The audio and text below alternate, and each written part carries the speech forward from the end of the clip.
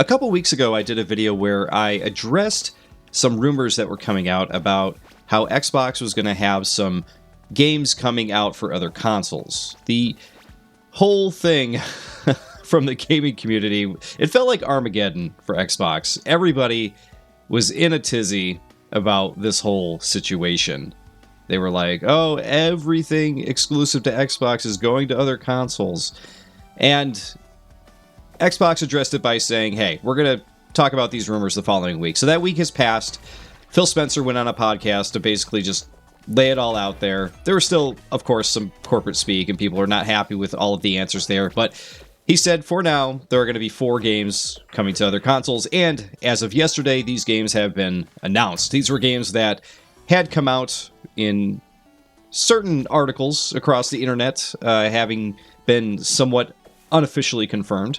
They were Grounded, Pentiment, Hi-Fi Rush, and Sea of Thieves. And mix of these games are coming to Switch and PS5. Not all of them are coming to Switch. I think Hi-Fi Rush and Sea of Thieves are avoiding Switch, at least for now. Maybe Switch 2? We'll see.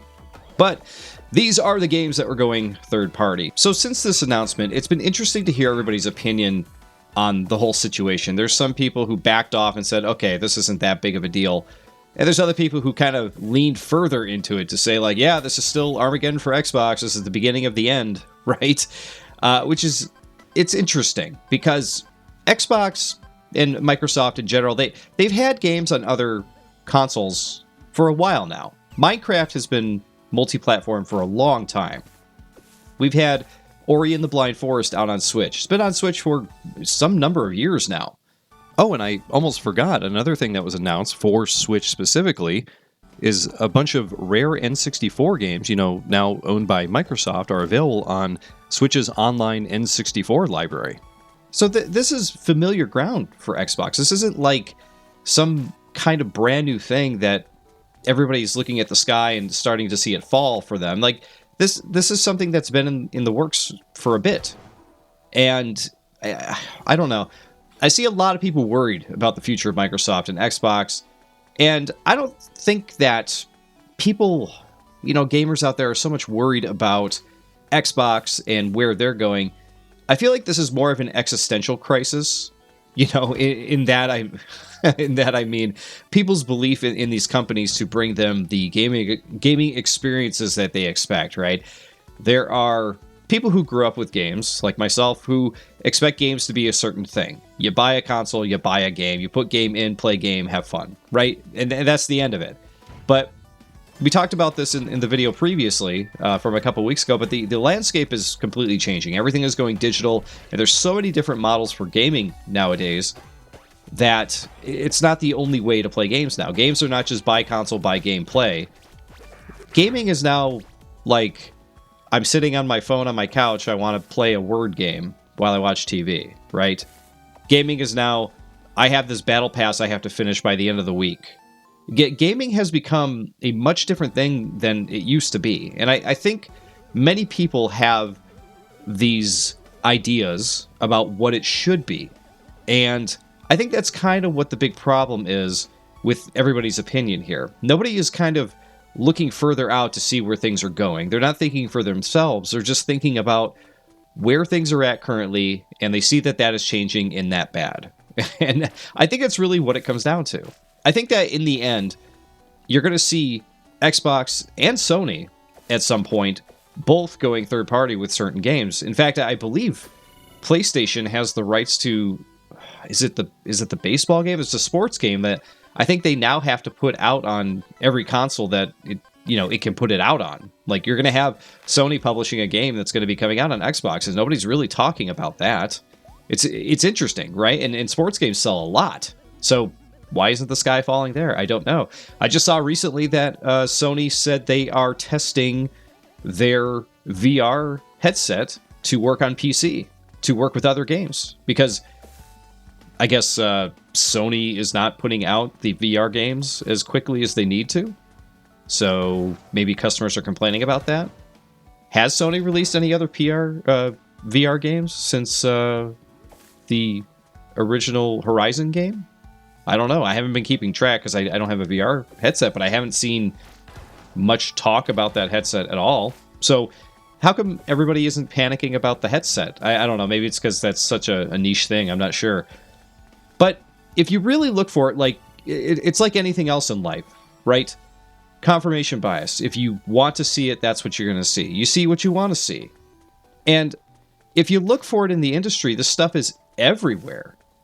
People, releasing their games on different consoles all over the place. Companies releasing stuff all over the place. You'd be surprised if you really dug and looked at this stuff.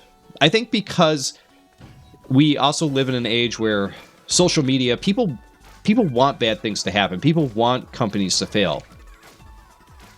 There is a large portion of gamers out there who, and I don't mean just fanboys, but I mean just, even people on the fringe who want to see a big company fail. They want this stuff to happen. It's strange to say. I don't think they would even say it out loud. I don't think they're even consciously thinking it, but subconsciously, they want to see big things come to an end. They want to see Xbox bite the dust. And it's interesting because time and time again, data and studies tell us that competition is good. Competition is what we need. We need Nintendo, Sony, and Microsoft, and others coming out to challenge and keep everybody honest, right? Geez, it's just such an interesting dynamic. It's behaviorally watching everybody react to this stuff is interesting to me because you're going to have your percentage of people who really don't care and they're just trolling. You're going to have your percentage of people who care way too much about something that they can't see the what's the old adage? Can't see the forest through the trees or whatever. And you got other people too who, they're kind of in the middle who are like, oh wow, this is interesting. But it's interesting to get everybody's take on it. But it was even more interesting during this thing that was going on. Maybe because news was slow, but how everybody jumped on it and they just wanted. It almost to me feels like they want Xbox to go third party and they want them to fail. Like seeing all the Xbox fanboys trading in their consoles because they're like, oh, the ride's over now because we're not going to have any of our own exclusives. I'm going to get a PS5. Those felt like troll accounts too, but they were like legit Xbox fanboys. It's like, man, what's wrong with these people? What's the problem with owning several consoles? Why can't you own a PS5 and a Series X and a Switch? Why can't you own them all? Why do you have to own one? Why do we have to have teams? This all goes back to the whole fanboy argument, right? It's old. Anyway, big tangent aside here, though. As it turns out, with this whole Xbox situation, it wasn't as bad as people were expecting. Now, as time goes on, will Xbox release other games third-party? Will they put other games on PS5? Yeah, more than likely, they're going to.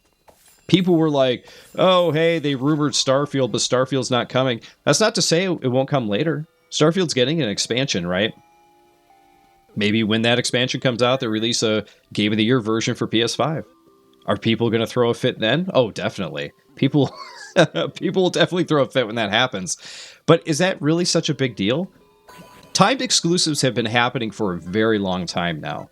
In fact, it's had me waiting, even though I'm not buying a lot of new games these days, it's had me waiting to buy new games many, many times. When I see a game that comes out on Switch, and the advertising is exclusive to Switch, and I was like, yeah, for how long? About a year? Maybe a year and a half? Yeah, about a year goes by, and then that game ends up showing up on all the other consoles. So, it's a waiting game. Can you wait for a game, is the question. Do you have a PS5? Are you waiting for Starfield? Because if you are, more than likely you're going to get that at some point. I'm sure that's going to happen. Even though Sea of Thieves, I would consider that like a smash of a game. It's not a bad game. I played a bit of it.